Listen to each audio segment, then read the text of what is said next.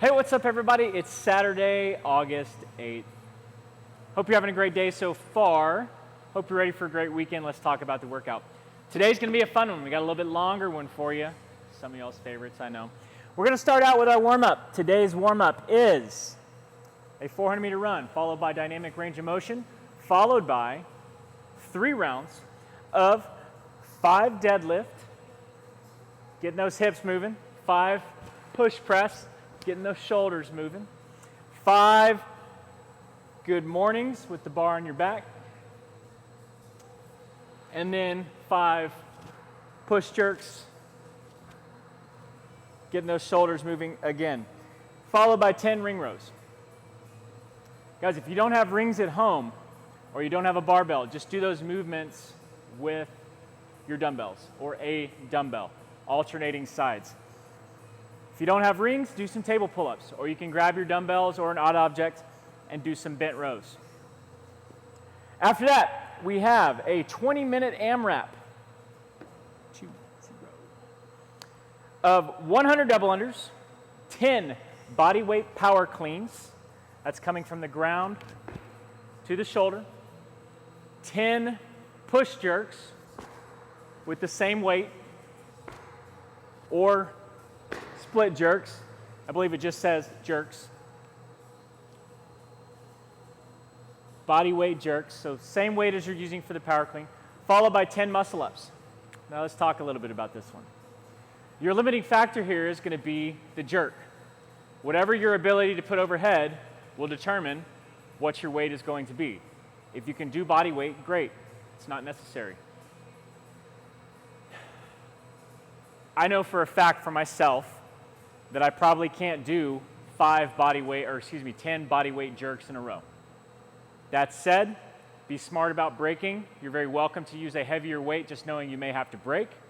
There's not really a determined goal in the rep structure here, just a set number, so 10, right?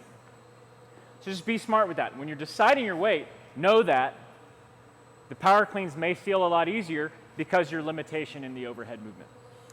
On the bar muscle ups, guys, you can sub out chest to bars. If you can do bar muscle ups, but 10 is a lot, scale that down. You can sub out 10 chest to bar pull-ups, 10 pull-ups, 10 ring rows, whatever you want to do. Let's talk a little bit about the double unders. On that side of things, 2-to-1 double unders today, or 2-to-1 singles today, it's just going to soak up time. So stick with the 100 rep range because we want to get in the work in the other areas. And it takes just about as long to do 100 singles as it does to do 100 double unders if you're moving consistently without tripping. If you don't have a rope, if you're at home, you can do lateral hops over an object. You can do weighted hops with a med ball or something like that. We like that substitution as well. And then if you don't have a barbell, do this with your dumbbells. If you have 2 dumbbells, stick with the rep scheme. If you have 1 dumbbell, do it on each side. Do 10 reps on each side to balance everything out. If you don't have any weights, we're going to do 100 double unders or hops or singles, 10 burpees. Let's do 20 burpees. 20 burpees, and then 10 ring rows or table pull-ups or odd object rows. Assuming you don't have any dumbbells, you're going to have to use an odd object. 20 burpees will be a good counter for the power clean and the jerk, full body movement with some pressing in it. And once we finish that up today, y'all, we have some accessory work to do. 3 sets of 10 one-arm dumbbell rows on each side.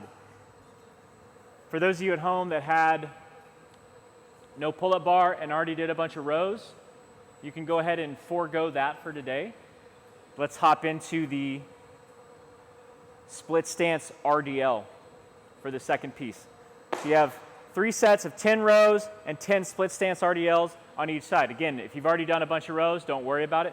This is to help counter some of the pulling that we did here and here with the pull-ups or bar muscle-ups.